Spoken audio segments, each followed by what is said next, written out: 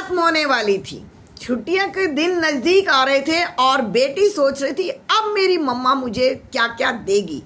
मन में जैसे लड्डू फूट रहे थे और माँ सोच रही थी अब इसको क्या क्या देना है।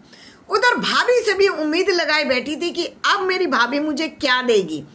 भाभी से वो कह नहीं पा रही थी कि क्या देना है और क्या लेना है। बस यही था कि छुट्टियां खत्म होने वाली है। बहुत मौज मस्ती करके जा रही थी अपने मायके में। पूरा दिन सोती थी, 9 बजे उठती थी, उठ के नहाना धोना, या तो नहाई या तो नहीं नहाई, और नहाए तो कपड़े धोए या नहीं धोए। सारा दिन भाभी लगी रहती थी काम में। कभी वॉशिंग मशीन लगाती थी, कभी खाना बनाती थी, कभी चाय नाश्ता बनाती थी। भाभी तो अपने घर जा नहीं पाई थी क्योंकि नंद उनकी घर में आई हुई थी। भाभी अगर तुम ही चली जाओगी तो मैं क्या करूंगी, मैं क्या यहाँ काम करने के लिए आई हूँ।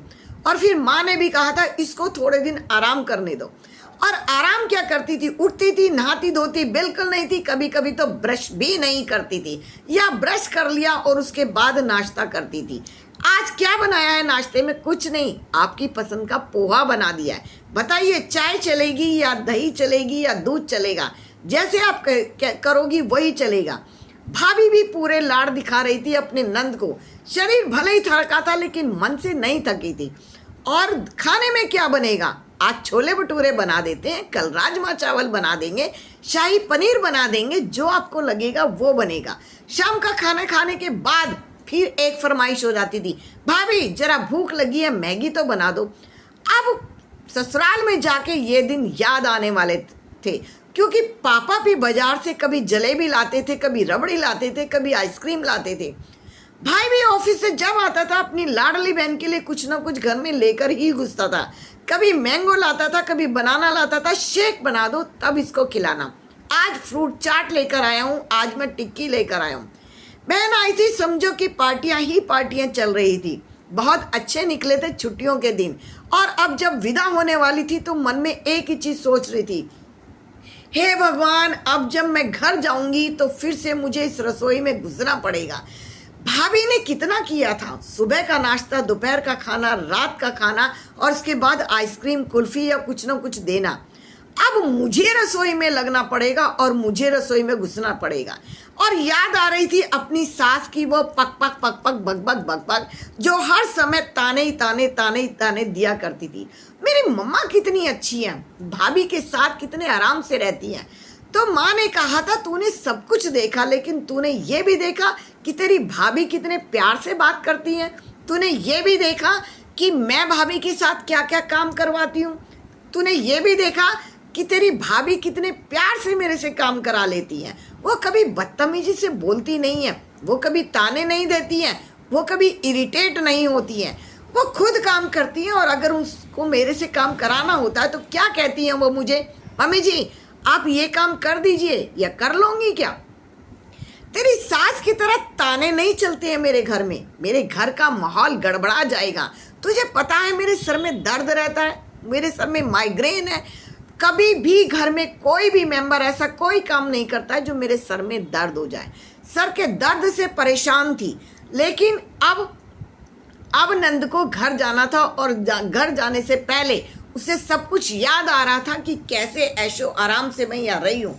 और रह रहकर अपनी नंद भी याद आ रही थी, क्योंकि नंद ने कहा था भाभी जब तुम घर आ जाओगी तो मैं भी 15 दिन के लिए रहने आऊँगी। अब जब मैं घर जाऊंगी यहाँ से, और जो ले देकर भाभी और मम्मा भेजेंगी उसको सबसे पहले मेरी सास खोल कर रख देगी। क्या क्या लेकर आई है पहले मुझे दिखा।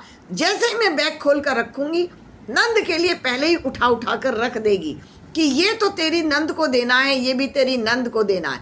आजकल कौन देता है भला ये सारी चीज़ें? सब तो अपनी पसंद का पहनती हैं। मेरी माँ जो लाई है वो भी तो मुझे पसंद से दे रही है, मेरी भाभी जो लाई है वो भी पसंद से दे रही हैं। लेकिन अब नंद के मन में एक डर बैठ गया था, सास और नंद। पहली बात तो 15 दिन के लिए अब नंद आ जाएगी जब मैं अपने घर पहुंचूंगी। क्या मुझे भी ऐसा ही करना पड़ेगा? मेरी भाभी ने मेरा बहुत किया, लेकिन मैं नहीं कर पाऊंगी ऐसा। पूरा दिन रसोई में खड़ी रहूं, मैं नहीं कर सकती। जो करेंगी मेरी सास करेंगी, मैं नहीं करूंगी। उनकी माँ भी तो होती है। तभी माँ ने कहा था, क्यों बेटा, क्या तेरी भाभी ने नहीं किया जो तुम नहीं करोगी? तुम्हें भी ऐसा ही करना चाहिए जैसा तुम्हारी भाभी ने तुम्हारे साथ व्यवहार किया। तुम्हारी नंद आएगी, तुम्हें भी इस तरह से रहना है, वो भी आराम करने ही आएगी। नहीं मम्मा, मैं नहीं कर सकती, मेरे से ये सब कुछ नहीं होता। जब तेरे से नहीं होता तो तूने यहाँ क्यों करवाया? क्या मैं सारा दिन उसे बेड पर बैठे बैठे खिलाती रहूंगी? माँ ने फिर समझाया, तूने भी तो बेड पर बैठे बैठे ही खाया, अब अगर नंद खाएगी तो क्या भी बुराई होती है। यहाँ से समझ जाओ कि रिश्ते संभालने से संभलते हैं, रिश्ते बनाने से बनते हैं। यहाँ तुमने अपनी भाभी के साथ एडजस्ट किया ना, तुम्हारी भाभी ने भी एडजस्ट किया, तुम अपनी नंद को क्यों नहीं एडजस्ट करोगी? तुम भी अपनी नंद को उतने प्यार से और तरीके से रखोगी। और सुनो, मैं भी तो अपनी बहू को भेजूंगी, वो भी तो अपने पियर जाएगी। ये चैन चलती रहती है। हर घर में सास है, हर घर में नंद है, हर घर में भाभी है।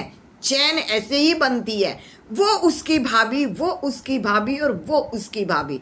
ईश्वर सबको सद्बुद्धि दे और सब तालमेल बिठाएं तो रिश्ते प्यार से चलेंगे। माँ ने अपनी बेटी को समझा दिया था।